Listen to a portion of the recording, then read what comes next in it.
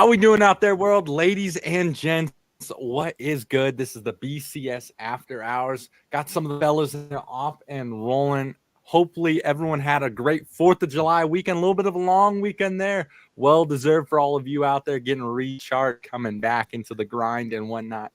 And, of course, we're going to continue some big topics tonight. We got the NFC West tonight predictions, what we're feeling, and toss a few other things out in the air. Let us know how you guys are doing. How was the 4th of July weekend? Throw it in the chat. As always, we'll give you a shout-out. Throw it out there on the show. But we got the fellas in the house tonight, of course.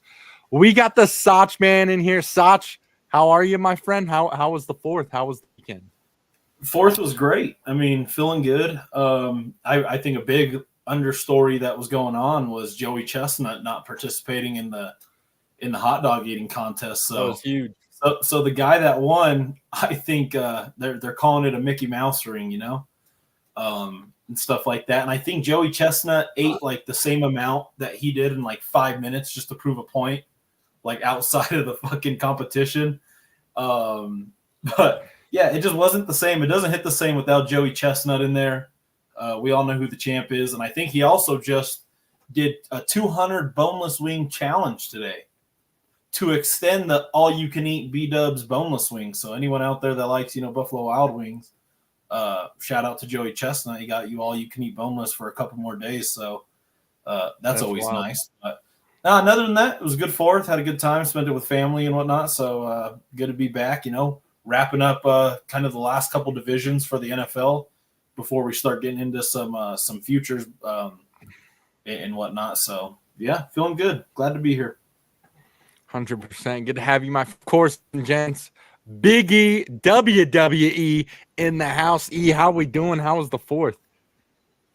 4th was outstanding. Love the 4th. Happy birthday, America. Yeah, that's crazy in hot dog eating. All of a sudden, we're giving out asterisks. Now, this poor guy wins the contest, but he's got to have an asterisk by his name. You got an asterisk. That sucks. Yeah, he's got an asterisk. That sucks. Yeah, good deal, man. I'm glad to be back. Ready to start rolling. 100%, ladies and gents. This is the Bet Champ Show After Hours. Soch Man, Big E, and myself, ZJ, in the house. We're on rolling. I kind of wanted to open the door real quick before we got into all the NFL talk and everything. If any one of you guys has anything you want to throw out there, one of those quick topics, anything you kind of heard in the news lately or whatnot. If not, we'll kind of get this ball rolling into the NFL. Yeah, I think one of the bigger stories in the sports world right now is everything got to be a debate. We all know that. We debate everything. Got Angel Reese and Caitlin Clark coming neck and neck. Angel Reese, 12 consecutive double-doubles. And I'm not an Angel Reese fan really by any means, but you got to give credit where credit's due. That's just at the end of the day. You got to give credit to a rookie that has done something that's never happened in the history of the sport or of the league. 12 in a row, and people say, she gets her own rebounds, and that is true. But that's a very valuable skill. I've seen it growing up all my life. ZJ, I'm sure you've seen it a million times. Everyone always has that big man when it comes in basketball that misses every layup, get the rebound, put it back up. Takes them about 3 times to score it, or it's just a defensive rebound. But I think the right thing to do. And then Caitlin Clark is another triple-double. First time a rookie has ever gotten a triple-double. So I think the WNBA needs to do right by both of them and kind of just give them both the Rookie of the Year, do a co-Rookie of the Year or something like that. I think it'll be good for the sport because, if it goes one way, there's going to be an uproar. But kind of curious what you guys think about that, because obviously what they're both doing is pretty spectacular and the sport is going in a good direction. But yeah, I mean, two rookies to go in here and just do something that's never happened is pretty crazy. Yeah, I like it. It's we talked about this earlier. It's Larry Bird, Magic Johnson coming to the NBA. If they market it right and they do things right, this can be a game changer for sure. Look, I watched the Fever Liberty game on Saturday or Sunday. I forget what it was. I'm not going to watch WNBA, but I did because it's hot, right? They said they had to move the All-Star game to a bigger arena. I mean, these girls are bringing in the money, and it's these rookies that are coming in and doing it. So, give them their respect. They're both balling, and that's just where it's at. So I like it. If they don't fuck it up, you have a really good legacy. That Magic, Bird, 2 different conferences, so they can play again and do some damage and set it up, man. Build a league around these guys, and it'll be great. But we'll see what they do with it. I'm fine with with either of them rookie of the year, because I know I never watched it until this year, so they're doing something right. No reason I'm watching is because of those 2. I think coming into this, obviously we knew Caitlin Clark, hot young star in the WNBA, doing her thing and whatnot. She was that out of college. Of course, Angel Reese had a ring in college, came in, and she kind of took that role within the media as like, hey, we understand Caitlin Clark's here, but we're here too. We're here to show that we can play too. And to what Sach says, you got to give credit where credit's due. I mean, Angel Reese is balling as well. She's doing her thing too. Hats off to her. Hats off to both of them. Really, it's awesome. It's awesome that they're building. They're building something from the ground up right now, and that's to bring new viewership to this sport and everything, and make it bigger than it is. Correct me if I'm wrong, but right. So there's the WNBA Olympic team, and Angel Reese and Caitlin Clark are on the All-World team, or what?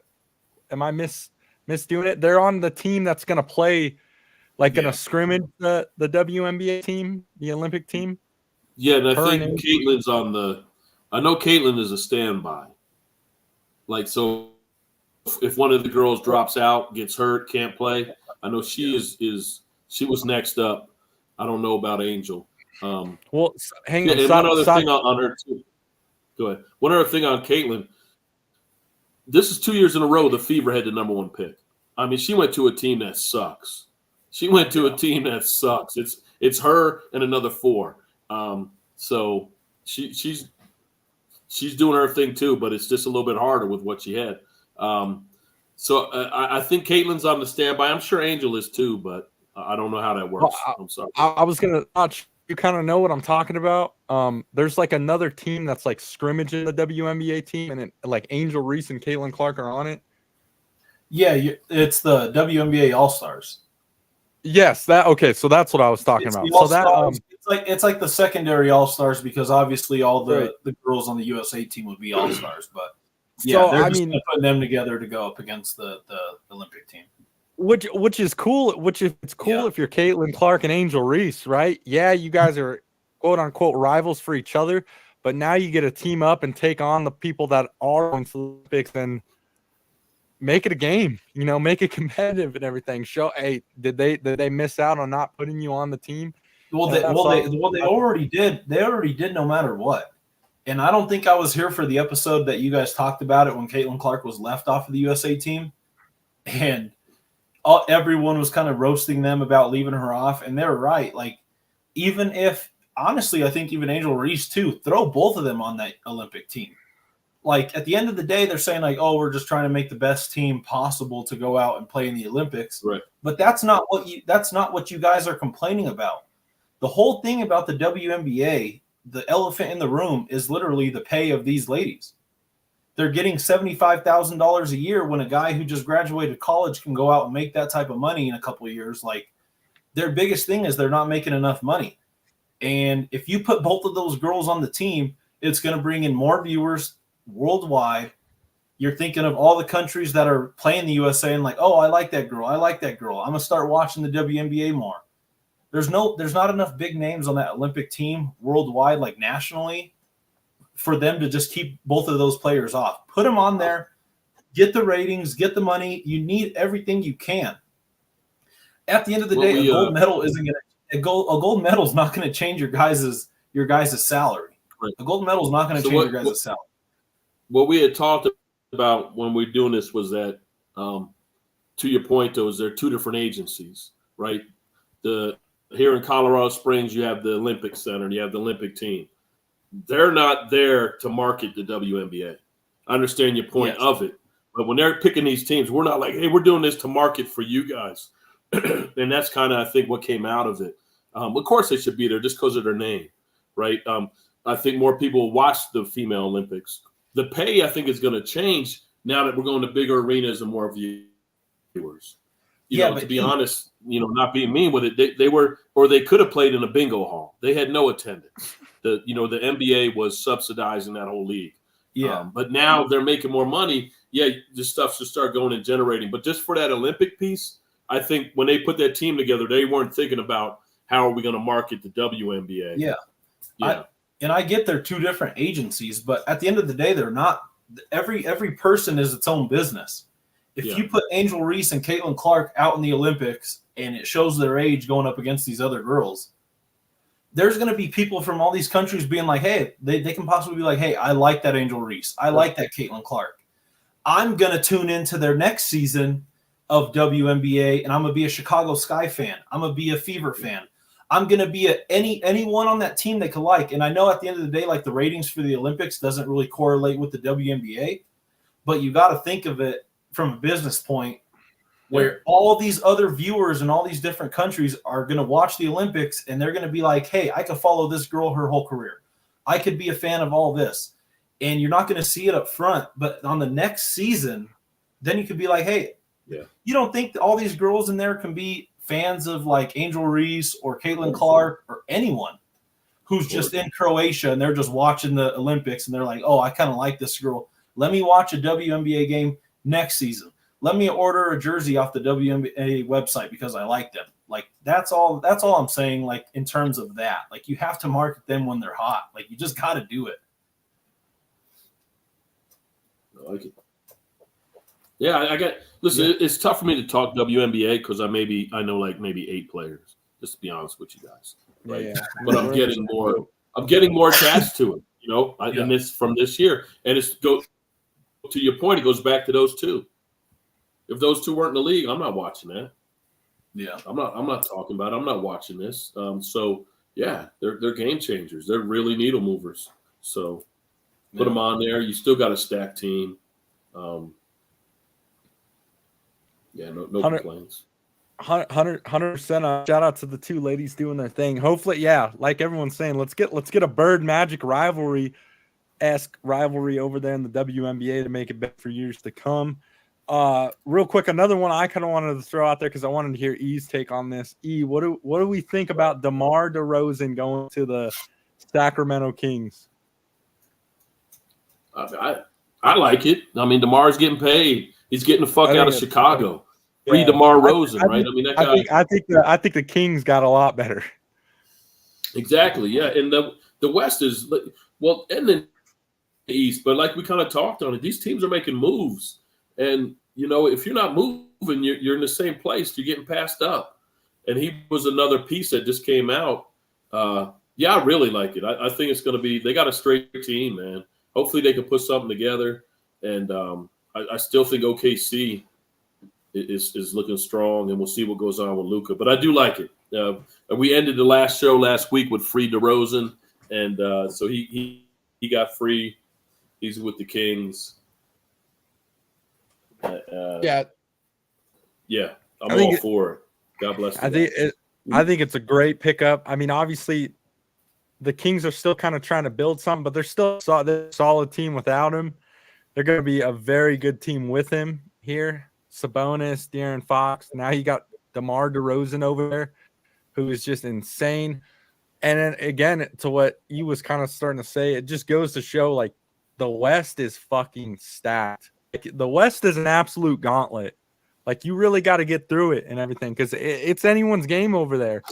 And I think OKC is the number one team over there with the moves they've made and whatnot. And we'll still see if anything else happens here in the next couple of weeks or whatnot. But it's crazy that, we're talking basketball again here, but it's over with. You just want these free agents and all that. It makes you just want to watch the game again now to see what's going on and everything. But we got to wait our turn. It's I'm with you guys. I like the Kings. Obviously, they're upgrading. Pretty much, they're upgrading from Harrison Barnes to DeMar DeRozan.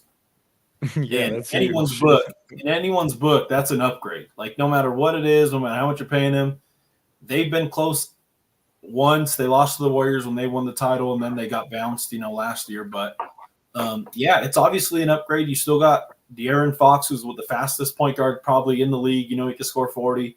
Domantas Sabonis led the league in triple doubles last year. He's obviously a key piece to that offense. Now you got DeMar DeRozan. You got Malik Monk coming back, who was a sixth man of the year. And, I mean, yeah, if you're a Kings fan, you can't complain at all. You're headed in the right direction, and the West is going to be obviously a little bit more. Well, it's going to be a lot more competitive than it was last year. And I feel like last year was pretty competitive. So yeah, last year was good. It's just getting tougher as these free agents move to the West Coast, and I think it's good for basketball. So anything you want to throw out there? Anything before we kind of hit the jump or whatnot? Just anything on your man? Just I like what's going on with the NBA. I like the moves. They're controlling the market. I think this week. You got summer leagues going on, summer tournaments. Yeah, a lot, and just as like a Nugget fan here, living in Colorado, I mean, with you, I live in Colorado, waiting to see what Nuggets do. Sorry about that. Dario Saric, baby. We got Flacco Chanchar and Dario Saric. Yeah, and Dario Saric just got choked out in Greece. Because you have Denver, right? They try, I don't know what they're doing. And you have the Lakers. Lakers have tried to make some moves, and they're just not. The free agents just aren't coming, right? So, yeah, what do these guys do? And that's going to be the interesting piece, What do they do? LeBron took a pay cut to bring in people. But like he said today, it takes two to tango. They wanted Clay. I forget the whole list of them. There was, I think he had 4 players that he said he'd like to play with, and they all chose different teams. And that's not an anti-LeBron take. That's an anti-Laker take. And I think one of the things too, I think that's why you saw LeBron do that player option for next year when he re-signed. I mean, I'm getting the fuck out of this place, man. This is a dumpster fire. I need to go if he plays again. That's what I'm thinking, because they're running back the same squad a year older. Yeah. That's not how he wanted it. So real quick, Sach, I don't know if I'd heard this today, but so all these countries have the qualifiers, right, for the Olympics, all these basketball teams. There was like the qualifier obviously with Dario Saric this weekend, I want to say it was, but I think it was after the game or something, him and Ivan Zubac got into like a bar fight. Yeah, Zubats and Saric bar fight in Greece, like Athens, Greece. And he had him in like a chokehold and everything. Zubats started throwing punches, and then Saric got choked out. And I think people take for granted in the United States, like, hey, these motherfuckers, like, in the different countries, bro, it don't matter, like, if you're a role play, they grew up fighting one way or another in those gyms. So it don't surprise me, like, Zubats down here, he's kind of a low-tempered guy, but outside of basketball, these players are different people. And Zubats is over here. He's a 7-foot Croatian or whatever he is. He's going to throw down. But it was funny how Saric, the ex-Warrior, got traded to the Warriors or traded to the Nuggets. Or no, picked up from the Nuggets. But, got choked out. But all good. It's just a little fighting story for people to post. Hey, then I'll give you this one. This is pretty interesting for Sach, so give him a little hope here. You see the article about Cooper Flagg, the Duke commit. Yeah, you're playing on the select team. Yeah, lit up our team. Popped the AD for three threes in AD's face. Bam, put another one up on Bam with an N1. Like, this kid's 17 years old coming in. Like, hey, you guys may be stars and goofing around, but I'm showing out. And that is a nice Duke commitment.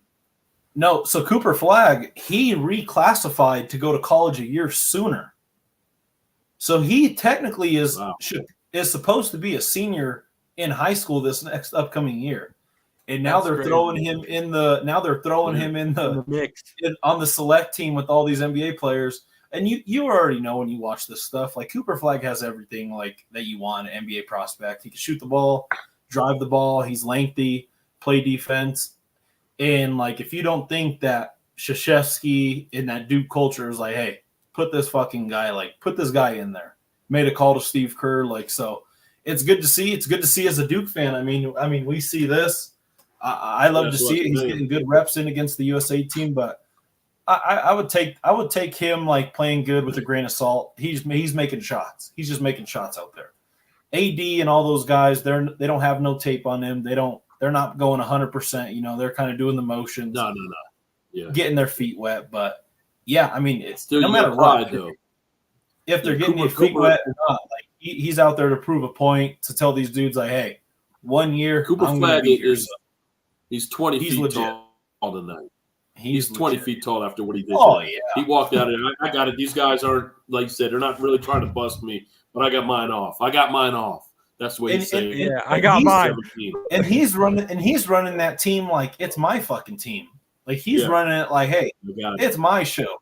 You got all you little 2-3 year NBA veterans. You guys are getting out of the way. Give me the ball and just watch. But it's good to see. USA basketball has done that for the longest time. They throw in like a upcoming, like they did that with Anthony Davis. They did that with Karl Anthony Towns. They did that on the Dream Team. Christian Laettner, yeah, the Dream Team with Christian Laettner. So hey, he's a Dookie. Yeah, he's also a Dookie, but I think that's what I'm also saying. Like when you think about it, like these, like even with the Dream Team, Christian Laettner was thrown on that team because of his status outside of college, and I think that's what I was saying with Caitlin Clark. The WNBA missed it. Just throw it. You got to throw a rookie on there, man. You got to throw a rookie on there that's supposed to be like the face of the league at some point. But we already discussed that. It's all good, but. No, good to be a USA basketball fan for the summer as well, and this is the 1 year that I've ever been extremely excited to watch the Olympics. So it'll be fun. I was trying to find. I can't find it now, but I saw it looked like the brackets or the groups came out. Yeah, the groups came out, and man, we're in a group out. Yeah, we lucked out. But that Group A. It was like Canada, Greece. The 4 squads are all ballers. I mean, we really lucked out not having to face USA. Really lucked out with that. They got Serbia, and I mean Jokic. He's only one player. Like when you're going up against 5 dudes like that, he's only one player. At the end of the day, he's not going to change losing by 20 to going to win. But USA should run the table all the way. But he does move the needle. He does move the needle. Not that much, though. Real quick, just before we're gonna hop into this NFL talk real quick, guys. Shout out to all the live listeners, though. Appreciate you. This is the Bet Champ Show After Hours. Fellas are in the house tonight doing our thing. This is just a random one. I just want to throw out there. When's the conversation about when's the retirement gonna start talking about with AD? When are we gonna start talking about that? When are we going to just stop talking about Anthony Davis? He actually, I mean, statistically, he had a good year this year. I mean, I just like that's a guy, one of those guys that just don't move the needle for me. Yeah. Well, you just don't, I don't know. Like, I don't want to get on the guy. To me, I think he just underperforms what his talent is, right? Like, I don't think any of us watch it every night and say, man, one night he'll blow up, and then what was it, 2 seasons ago? You could bet on that, his scoring. Hey, if he did this, he's not going to go over his here. He was up, down, up, down, up, down, instead of that consistency. Statistically speaking, he had one of his better years this season. Like, and I'm being dead serious right now. I'm not even trying to, be funny. But you look at, Joel Embiid. He's great, he can rebound, big body and everything, but the dude don't dunk or anything like that. He's not like a powerhouse at the rim. He's just a big body getting in there. Jokic, kind of same thing, don't dunk or anything, not a powerhouse or anything. AD can handle the rock really well. AD can AD's 15-footer, I'm not going to lie. AD has a badass 15-footer. Like when you see him shoot that 15-footer, it's more than likely going in. And then just the way he handles the rock, he can slam it, he can get to the rim. Sach, I was saying how AD's 15-footer is unmatched, bro. He's got a nice 15-footer. I just don't get why, you look at him and Jokic or Joel Embiid, I would say Anthony Davis is more athletic than those guys. And when I just don't get it. I just don't get how he's like he should be one of the best big men in the NBA. But it's just like it's almost like he's like a head case with basketball. He's just a head case. Yeah, I think it's just a little recency bias. That's all it is. Because you got to like look. how far, like let's go back. Like how like where does it stop? You know what I mean? Like when you want to go back 3 years, you want to go back 4. Well, I mean, we could go back. I'm not here to like. When he got traded from the Pelicans and went over to the Lakers, he moved the needle enough to win an NBA championship. And whether that was in COVID or not, he was enough to move the needle. Everyone was criticizing the Lakers for trading all their young talent, but at the end of the day, Anthony Davis was pretty much the MVP of that run when they won the NBA Finals. And he went up against a pretty damn good Adebayo center, who's a very good defender, all NBA defender. But I think over the last couple of years, like ever since they won that title, which he does have a title, I think people kind of forget about that. Like he does have a title at the end of the day. A lot of people in this league have one title that we could talk about for a long time, but he just been injury prone. And then even last year, I think, like he said, he statistically had one of his better years. He played like 76 games. People call him like, oh, like, is he going to miss a game? He never suits up. He played 76 games last year. So that's just a fact. He was healthy. LeBron's getting older. And I think it just comes to like even ZJ, when we were watching the Lakers play in the playoffs against the Nuggets, he had 20 points in the first half, and then he finished with like 28. Yeah, and then you don't like touch the ball. He didn't even touch the ball, and I think that was part of Darvin Ham like not being an assertive alpha coach to call a timeout and literally just sit the guys down and be like, "Hey, we have Anthony Davis on the block." And I call Anthony Davis is literally the Jokic killer, and Jokic is the Anthony Davis killer. Those are two dudes that literally stat pad against each other more than any two bigs I've ever seen. Anthony Davis can't stop Jokic, and Jokic cannot stop Anthony Davis. But that's why I like the JJ Redick hire, because at some point you got to get out of this coaching carousel that the NBA goes through. That's why I like it. Bring in a young guy, bring in a guy with fire, a players coach, and just see what happens. It's better than them hiring like Terry Stotts or just some coach that's not going to really do anything. But I think Anthony Davis he's obviously a good player, but I think it's just the Lakers organization that's just a little dysfunctional. That's it. Yeah, and that's yeah. Go ahead, E. I was just gonna say he's not. How could I say? Well, he's 100% not Shaq, but he's just not big market guy. He's not. He's to himself guy. He's a quiet guy. He's to himself. People are like, hey, AD, what's the matter with this guy? He's always hurt, this and that. I mean, Lakers have had some centers in that organization. I mean, he's another, but I don't know. He's just that guy. He's chill. He's low. He's mellow. He's and even when he's playing sometimes, because he's another guy that should be able to take over a game. You're not stopping AD. He could handle the ball. He could shoot. He has all the tools, but sometimes it appears like he's taking the night off. To Sach's point, I just don't think it's in him to be that guy to say, give me the fucking ball, right? So when they're phasing him out, he's not in their face. Hey, give me the damn ball. I'm right here. I'm open. You know what I mean? He said, okay, we'll play the game. You don't pass it. I'm okay. I'm cool. Yeah. Boom, boom, boom. And it just doesn't translate, I think, to viewers and stuff. But again, statistically, this was one of his best years. 100%. So he won't be retiring. So it's going to be his team. I got you. Let's let's get the ball rolling though, ladies and gents.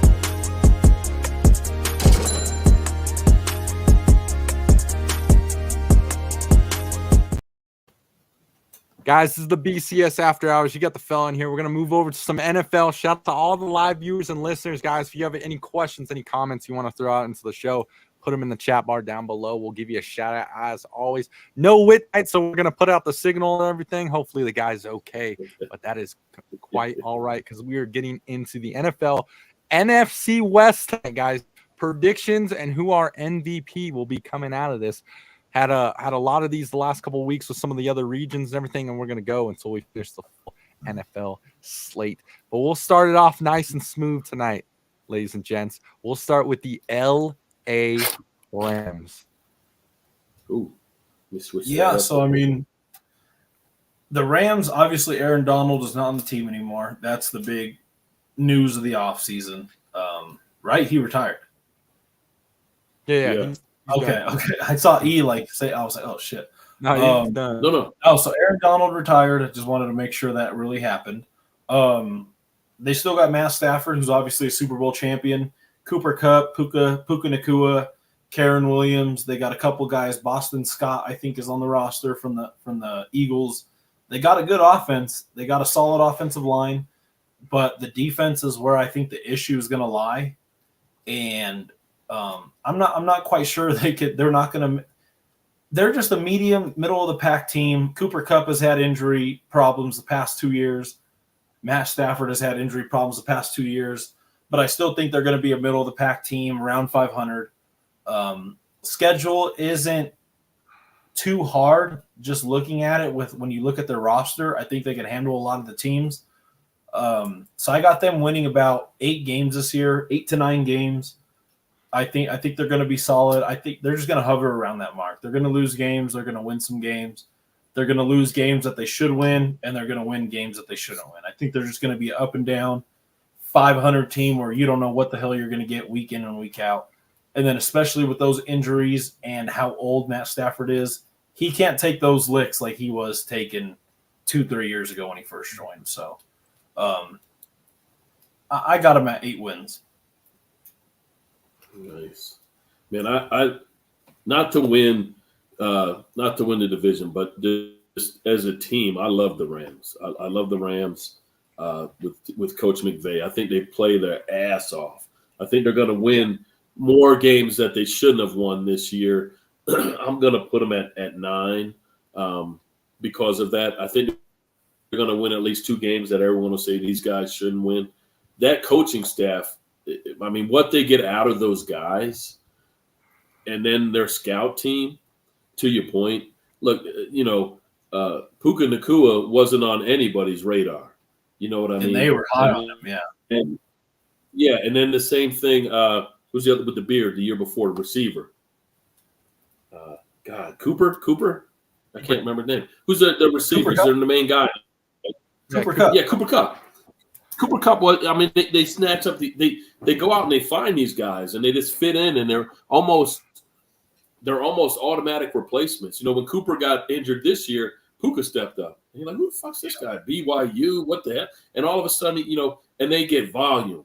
And that's what I like about it. You're going to throw the ball. Yeah. They get in the volume. So I think they're going to be in some games they shouldn't. So I'll give them 9 wins. I really like that team. I like the coaching staff. I like the players. Just not their division. I'll tell you what, obviously, I mean, these guys won the Super Bowl 2-3 years ago. And I think last year they were a little bit of a sleeper team to kind of start. Everyone had kind of forgotten about them and whatnot. The Rams are one of those teams, though, that they are that sleeper team. They're a solid team. I mean, these guys went up against Detroit in the playoffs, right? Hung in it and everything. Stafford still hasn't lost a step. He's still this is a great quarterback to have on your squad and whatnot. And you had Puka Nakua in his first year, who absolutely was torching everyone. I'm excited to see what this guy does next year and everything. Now, fully kind of developing on this team, whatnot. Obviously, what Saj was saying, still got Cooper Kupp, Kyron Williams, and everything. Vegas right now has the over and under for the LA Rams at 8.5. And the 8.5, the over is actually the favorite at -135. I think that's a solid spot for them. But I mean, like I said, I would not be surprised if these guys could. I could see these guys winning 10 to 11 games too. And that's just the team they are. And to what E was saying with John McVay, just a solid team, right? All around, you got a solid quarterback and you got some weapons there on offense. We'll see what happens. I think these guys might be second in their division. I don't really know what Arizona's. They're still figuring things out. We'll see what happens with K1. Yeah, K1 coming back, obviously, and everything. The Seahawks are still figuring stuff out. New coach over there and whatnot. So I could definitely see the Rams being second in this division. Whatnot. Obviously, you have the 49ers, but I mean, just a solid squad in general, and don't ever sleep on the Rams, I would say. Yeah. The only issue that I have that I'm kind of getting at is just the health issue. Matt Stafford is older. 3 years ago, and he hasn't lost a step in terms of throwing the football. The dude can make every throw on the field, but it's just the health. And then Cooper Kupp is in his 8th season as well. He was on the St. Louis Rams. People forget he was on the St. Louis Rams years and years ago. He is a smaller wide receiver, so it's easier for them to get injured. Puka Nacua, that sophomore slump is always kind of hindering in the back of the mind. Is he gonna produce like he did last year? But solid squad. I like him, and I think Vegas has on the number with the line. That's was there back last year, Carson Wentz? Yes. Wait. So yeah, it was, huh? It was. I was gonna say Stafford got hurt for a couple games.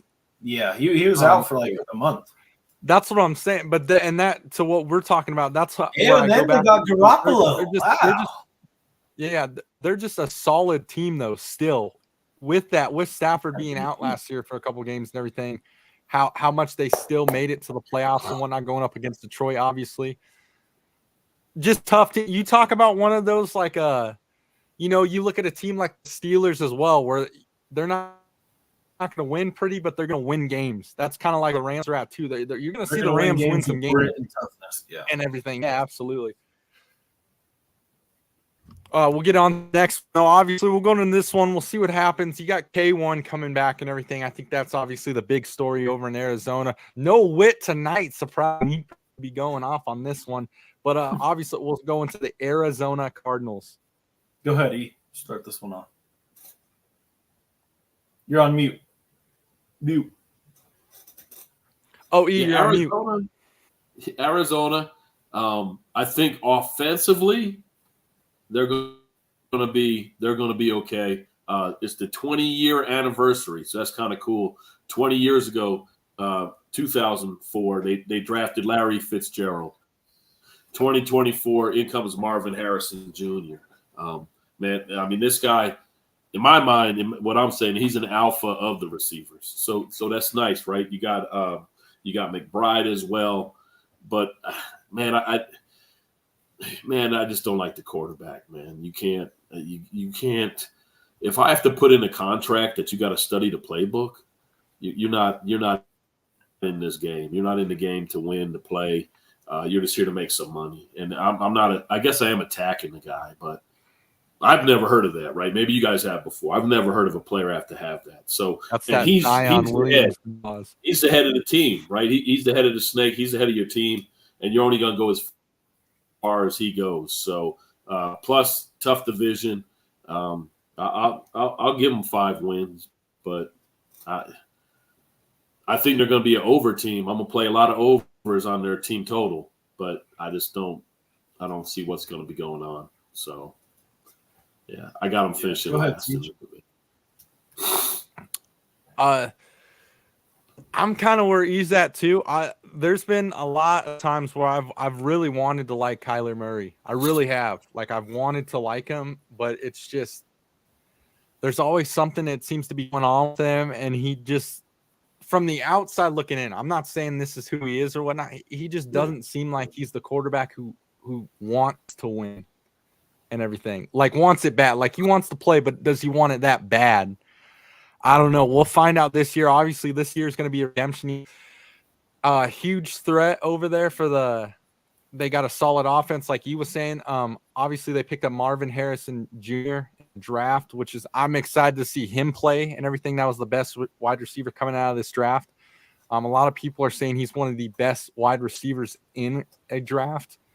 And whatnot. Yeah. So very excited to see how that goes and everything. But again, the Cardinals are just one of those teams. Again, the organization itself is always getting flipped over there. You're always getting new coordination, new coaches and whatnot. Things are getting flipped around. Players are moving in and out of Arizona. So we'll see. Vegas right now has the over and under at 6.5. And surprisingly, fellas, 6.5 over right now is -170. Yeah, I That's kind of that's pretty big, bro. That's yeah. Just to go off of that, I think the Cardinals, like, I know Kyler Murray had that clause in his contract, and we've never seen it. And it is a concern, no matter what you're doing. Like, it is a concern because it was a big story when it happened. So I agree with that. His response to that, I don't know if you remember, like 2 years ago when that came out, his response, he was pretty pissed about it. He came out last year when he probably shouldn't have. He probably should have maybe even sat the whole year out the way the team was going. But he went out there and he played pretty solid to like what his standards were and what the team was. So I really like that. They won a couple games, and they had some pretty fucking terrible games. But now adding Marvin Harrison Jr., the best wide receiver in the draft. Trey McBride is a great tight end, a great young tight end. Love Trey McBride. His stats, I think the last 4 or 5 weeks, his lines were super low, and he was hitting every game with ease. And then I think they caught up to it like the last game or two. But Trey McBride is going to be solid. The defense is all right. The head coach, running back. They got the running back. I mean, the offense is good. They got a great running back. Who's the running back? David? It's Connor, right? The from guy Pittsburgh was with the Steelers with the cancer. Yeah. So they still got a solid running back. Still got a good offense. When you look at their schedule, I just don't see like. The schedule is not that bad at all. I mean, you're going up against the Bears week 9, the Jets week 10. The Jets are good, but then you got the Seahawks, Vikings, Patriots, Panthers, Rams, and then week 18, you have the 49ers, which that can be a game where the 49ers rest everyone.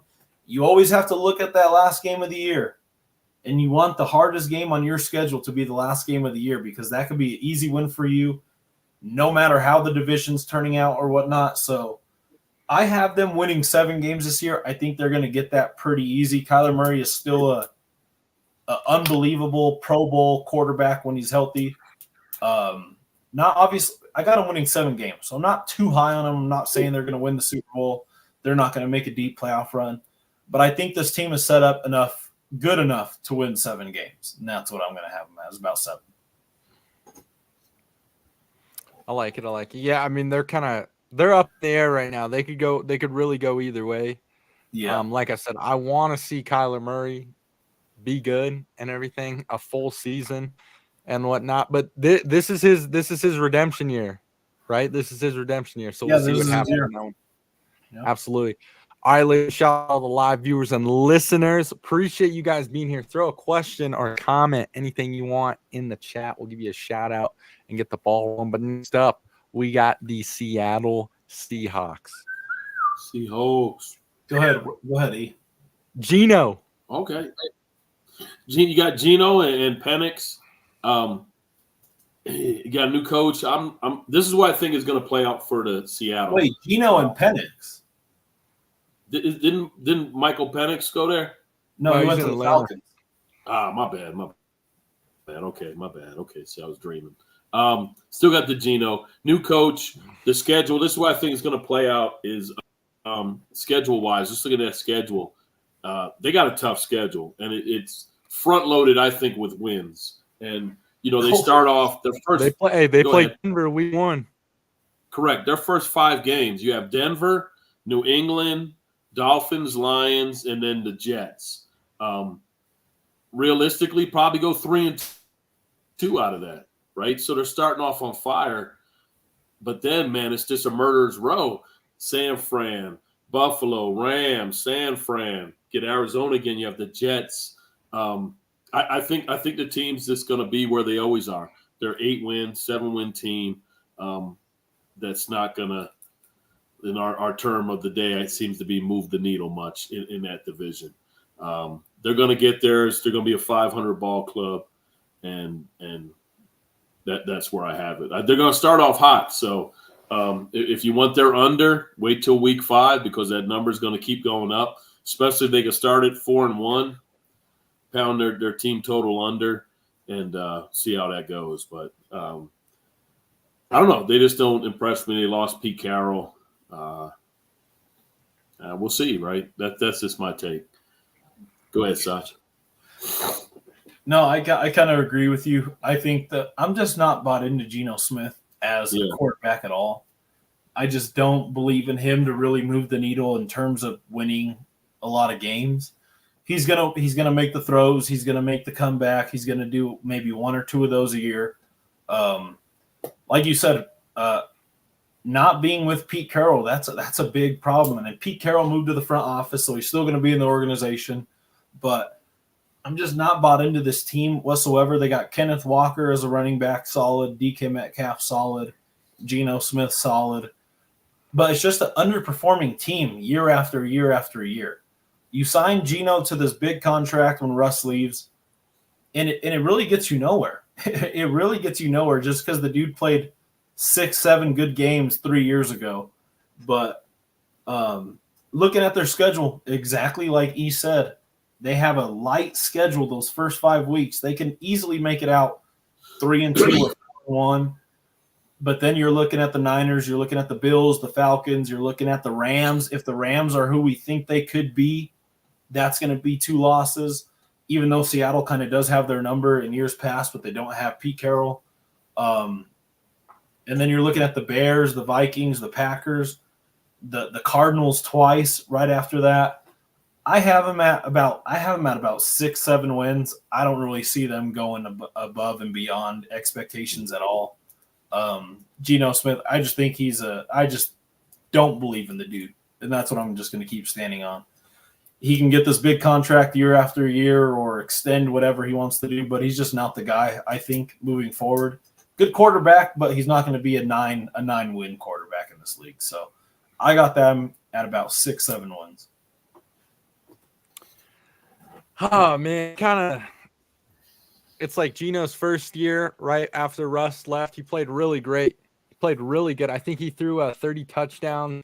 He threw like 11 interceptions. He made the Pro Bowl. He Pro Bowl. Yeah, he was a Pro Bowl. Yeah, so a solid year and everything. Obviously the next year kind of fell off a little, and now you got this new year, new coach, new atmosphere over there. These new coordinations, these change everything. They always scare me because you never know what to think. Obviously, it's a new culture there. Pete Carroll was there for so long. Now you got a new guy coming in. I don't know. But the team didn't get better. The team just didn't get better. The team didn't get better at all. To what Sach always says, no needle was moved. I could see the Seahawks being last in the division. I really do. I could see him being last in the division. But you got to look at what E was saying too. I mean, these guys with the teams they play, they could really start out 4-1, maybe even 5-0. But like what he said, 3-2 at the worst. Everything. So and get a little. And when you get some of that momentum going, that can build into those tougher games.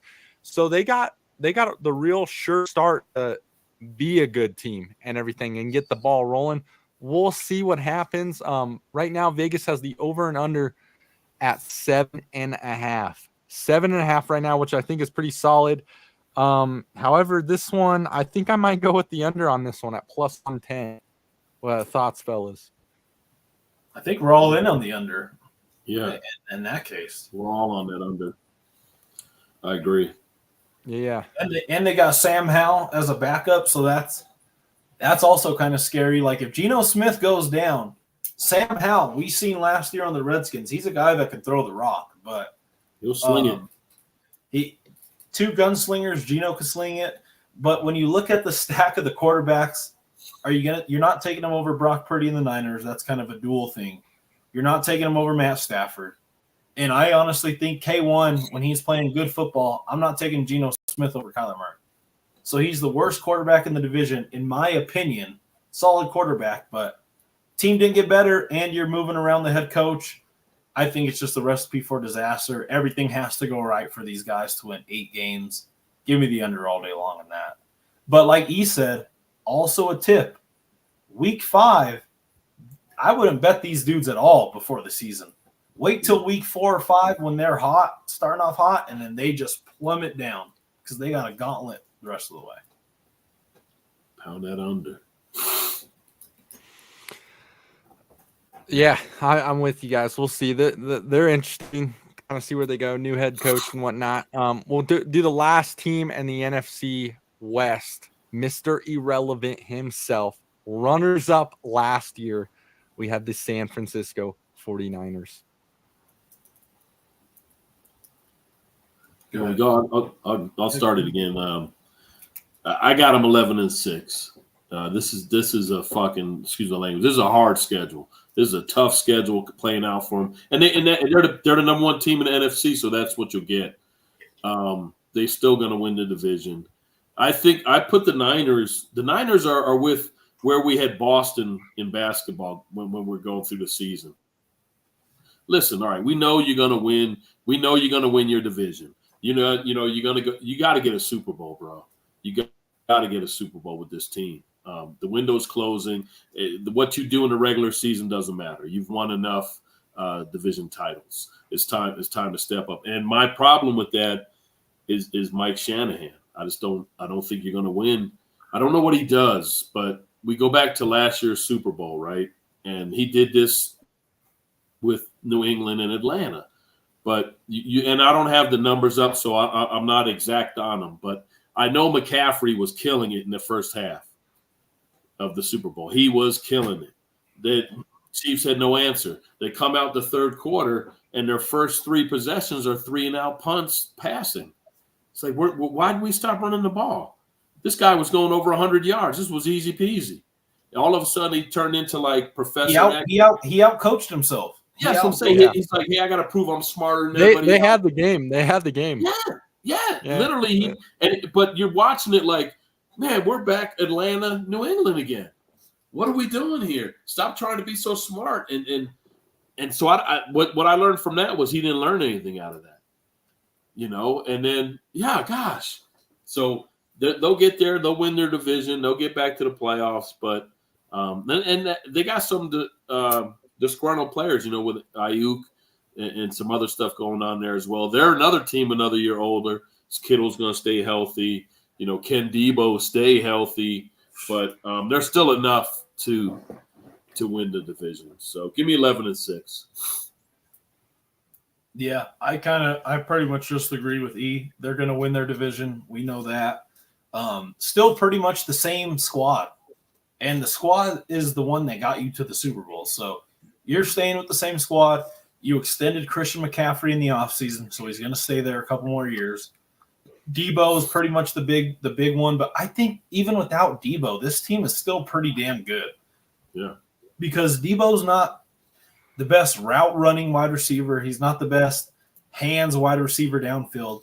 I think their best receiver is Brandon Ayuk, but that doesn't mean that he's the most versatile. You can run sweeps with Debo all day long, and he's pretty much a running back wide receiver combination. Kittle is obviously one of the best blocking and catching tight ends in the league. Brock Purdy. The big thing on this team is literally just winning the Super Bowl. They had it in their pocket, and I think Kyle Shanahan just outcoached them the whole second half, outsmarted himself, went against the grain. But I'm going to go the opposite of what E said. I think they're good enough to win 12 games. I'm going to stick with 12-5. I think this team is sitting pretty. And I'm looking at the juice right now. You got these guys minus 200 to win the division. I think that's one of those chalk plays. Take the chalk, pay the minus 200, bet 200 on it just to win 100, get some easy money in your pocket. Don't even stress it. They're good enough to win the division no matter what, especially with how the division is set up. So my main play would probably be for them to win the division just at minus 200. But I got them winning 12 games. But the safer bet is to take the juice 200. Yeah. And I like Soch with the 12-game thing because I kind of have them on that 12th too. The over and under right now is 11.5. Plus money at plus 115 for 11.5, and I really like that. I like that. I think, again, these guys are definitely winning their division. I'll tell you what I think. Christian McCaffrey's coming off of Offensive Player of the Year and everything. I'll tell you what the X factor is going to be this year, and I think it has to be this. If you're any player on the San Francisco 49ers, this year needs to be a vengeance year for Brock Purdy.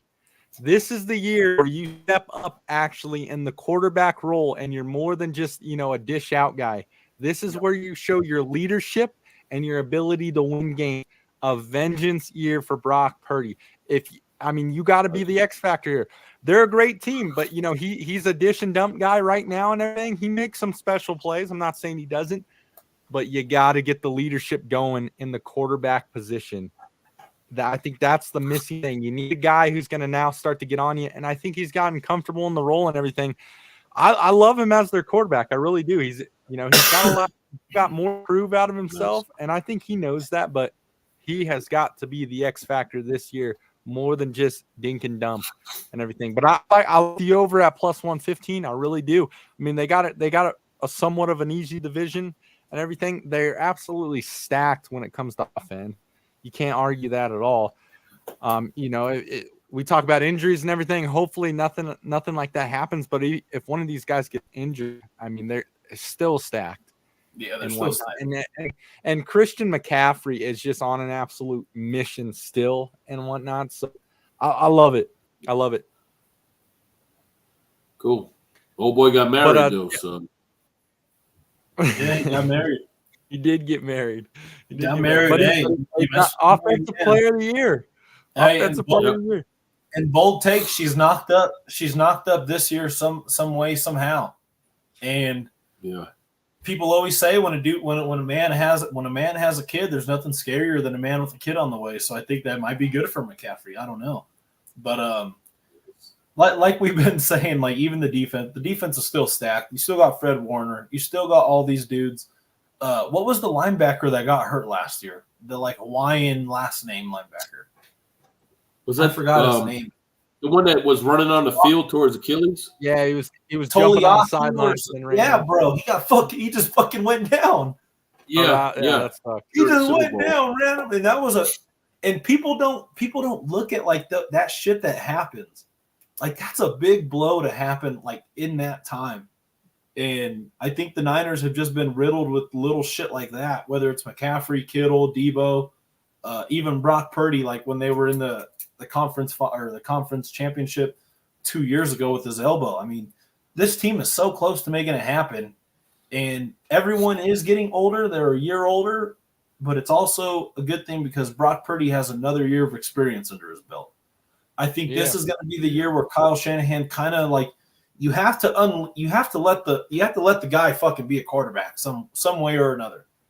All these quarterbacks that have been winning the Super Bowl are not held back. So I think maybe he's just going to just let him go loose this year, let him be a quarterback. You still got Christian McCaffrey, so it's not the end of the end of the world, but it'll be interesting. I got them at 11 and 12 wins. I think they'll get 12 for sure though. All right, ladies and gents. So out of our region so far, we have Pat Mahomes, Aaron Rodgers, Dak Prescott, Trevor Lawrence. I think I'm missing, right? Am I missing one? Who are you missing? Are you missing Lamar Jackson? I don't think we've done the. We haven't done that yet. Yeah. We haven't done the we did. We did the Jaguars. No, but it's the North. Lamar with the Browns, with Cincy, Pittsburgh. Oh, we haven't done that division yet? No. Okay. So we got Pat Mahomes, Aaron Rodgers, Dak Prescott, Trevor Lawrence. I think I'm missing one cat. Needless to say, right now, who will be our MVP competing with those and the other one if we figure it out. But we got Geno Smith, Brock Purdy, Matt Stafford, and Kyler Murray. Who is going to be the MVP out of this division, this region? Oh, that's a tough one. Yeah, so I'm not going to go as deep as Witt did last week, but I like Matt Stafford out of this. I think he's gonna put the numbers there. He's gonna be there, and without him, the Rams aren't. I know they got Jimmy G, but man, Purdy's right there too. But I think Stafford. I think Stafford's gonna. He's still here to play. He's still here to play. He's got his ring. But God, it can't be Geno. You go through it. Murray, what is he gonna do? I just don't know. He's a dark horse. I think the only one you really take out is Geno. Right? Yeah. They're going to do it running the ball. So are we just basically going quarterbacks because we just been doing quarterback. Just quarterbacks, okay. Yeah. I'm gonna go because are we all obviously going off of team success, or are we going off of like your own individual player, like It's a playing the mixture. best? It's kind of a mixture. It's gonna.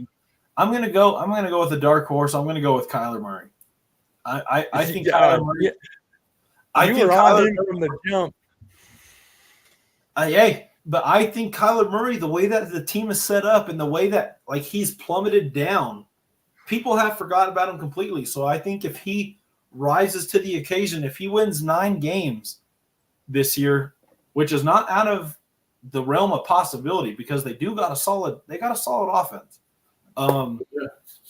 I can see the dude being like a Jalen Hurts-esque guy, like who's just going to run and he could throw the ball too. But if he's going to stay healthy, that's the biggest thing. But I'm going to go with the dark horse. I'm going to go with Kyler Murray because no matter how good Brock Purdy plays, no matter how good this fucking guy plays, he is never going to get the credit that he deserves.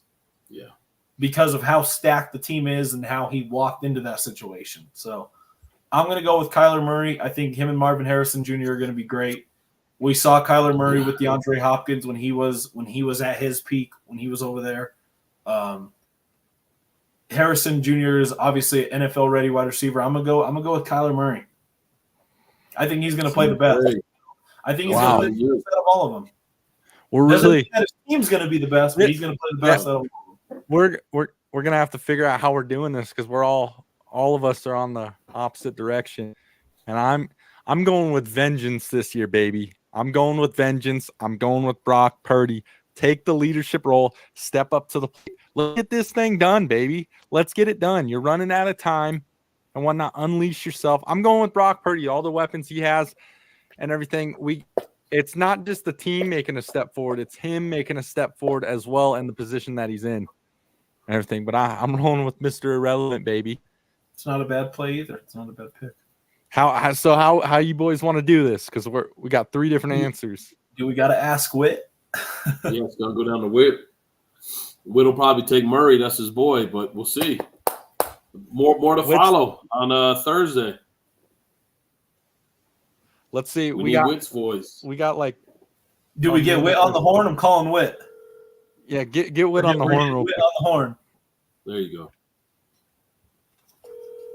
He's gonna give us that big. Is he gonna answer though?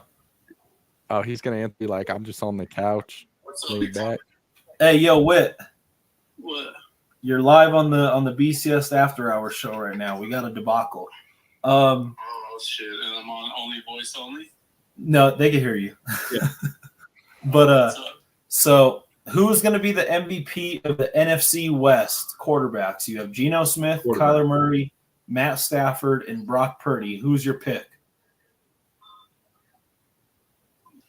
Say those quarterbacks again, dude. You got Geno Smith, Kyler Murray, Matt Stafford, and you have Brock Purdy. So let me guess. People are jockeying around fucking Purdy and Stafford. I already know what the dealio is. So who do you think is going to be the MVP? Because we all have different picks. I'm going to go Brock Purdy, even though I'm a Kyler Murray guy. Let's go. Wait, I picked Kyler Murray, bro, and you just fucking. Hey, Stafford. Like, I'm not going to get it. You just got ZJ the dub. Let's go. We had the other night when it was like, oh, he does the most for his team. Brock Purdy has the most weapons. Yeah. But if you want to say who is going to do the most for their team, it's going to be Kyler Murray, 100%. Absolutely. Okay. So I would say he's going to be the MVP, but I don't want to get a dick measuring contest because Brock Purdy, I think he's gonna have a setback this year.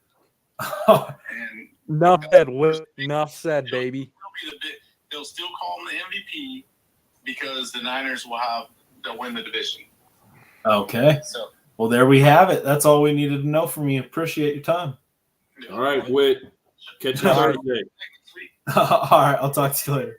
You guys heard it here first. Big Whit in the house. Brock Purdy will be our MVP of the NFC West, going up competing against the other region MVPs, which we'll do in the next following weeks. Shout out to all the live viewers and listeners. Appreciate you guys being here tonight. Let us know what you think of the picks and everything. Who you rocking with over and unders. We'll do a quick around the room with the fellas. Anything you guys want to throw out into the air before we put a bow on this thing? I just want to throw out into the air. I think Team USA is gonna win gold. I don't think they're gonna lose a game.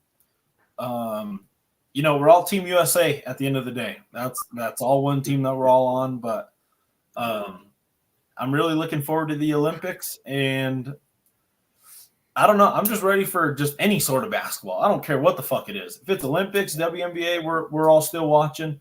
But I think the Team USA, if they don't win this gold medal, I think it might be one of the most biggest blunders in Olympic history, not even counting what they did 15, 20 years ago, whatever the hell it was before they made the Redeem Team. But all eyes are going to be on Team USA here in the next month or so when they start kicking off games and stuff like that. So Team USA all the way, and if they don't make it happen, then the world is really catching up if that does happen. But I don't think it's the case. Give me Team USA all the way, and I think they're going to make a statement. Yeah, I mean that would be epic. Even with some of these other world teams that have improved, Canada specifically is the one I'm thinking about. They still, yeah. I mean, this is an all-star cast, and technically, I think USA cheated a little bit with Embiid. He wasn't born here. I get it. He's got 3 citizenships. But hey, that's what it is. It is what it is. That's foul. But he played high school basketball here, though, so it's kind of like I know, but it's like where you're from. It's where you're from. You look at like what the Olympics were. It's where you. It's like Klay Thompson going to the Bahamas. That motherfucker ain't from the Bahamas. That motherfucker grew up in LA with his dad, fucking playing on the lake. That's for Dennis Schroeder's, right? To go to Germany and play. I mean. And Kyle Anderson. Kyle Anderson's on Team Japan and shit like that, but I don't think he's playing this year. But yeah, I get what you're saying. I mean, if this team loses, I can't even see it. I mean, that's just epic. It has nothing to do with other people catching up. We just dropped the ball. This is a squad, and I don't think they will. I think what's going to surprise you it won't surprise Sach, but I think Steph Curry is going to surprise everybody. This is his first Olympics. Yeah, that's crazy. Hey, I already ordered my jersey. And he already said, "Jersey's on the way, baby. The jersey's on the way." He said when they reported, he said, "I feel like a teenager, man. I feel like a young kid." I mean, he's re-energized for this Olympics. Some of these other guys going through the motion. KD going for his 4th, but for Seth, I think he's like, "This is my showcase now." Let's do this. Oh, another thing. I don't know if you saw this. I think it was kind of funny. Ant, I don't know if you saw Ant's comments, but he's. I was just going to talk about that. I was just going to talk about that. Yeah, I was going to say Ant's telling LeBron, Steph Curry, KD, he's saying, "Give me the ball and get the hell out of the way." Yeah, that's what Jordan did, bro. That's what they predicted. ZJ, remember when I was telling you? They're like, "Yo, Anthony Edwards in this Olympics." They're going to come down to a close game where they need a bucket, and Anthony Edwards is going to look at LeBron, Steph, and Kevin Durant in the face, and he's going to say, "Give me the ball, give me the rock, fuck out of the way." So that's what Jordan did with everyone. Yeah, he took over. You know what though? Maybe 2 of them, but if I'm Curry, I'm like, man, sit your ass the fuck down. I'm taking this half court right here, swag. Like I'm the shooter. I am the only shooter. I am the number 1 shooter. Like, you know what I mean? Yeah, sit down. You're not. This is my house as well, and he's going to show out because this will be his last Olympics. He's not going to be playing again in 4 years, or if he is, he's not going to be at that level. I think we really missed the ball. This is all of their last Olympics, most likely. This is all of their last Olympics. Yeah, for sure. Halliburton, but he was a. Besides, like the young guys, but the main guys, Kawhi, LeBron, Anthony Davis, and this is probably their last Olympics. Cool. Yeah, fun stuff going on in the show. Everything. I wanted to throw out there, and I don't want to get into all the nitty gritty or all the details or anything. I just wanted to say, I want to throw out there, man, show love to our guy Sketch. He's got a lot going on right now. Understand a lot of stuff is kind of light and everything, but just know he's a person just like you, me. He's a hidden gem that came into the industry and brightened everyone's day. Doing what he did and everything. I understand some things came to light and whatnot, but just treat him like a human. I mean, I think. Talking about what up, brother? That dude. Yeah, we won't get into the Come on, like, nitty what's up, gritty brother? or anything. I just think it's cool. Like everyone's we'll kind of talk coming down on offline. him We'll for talk. some past situations, everything.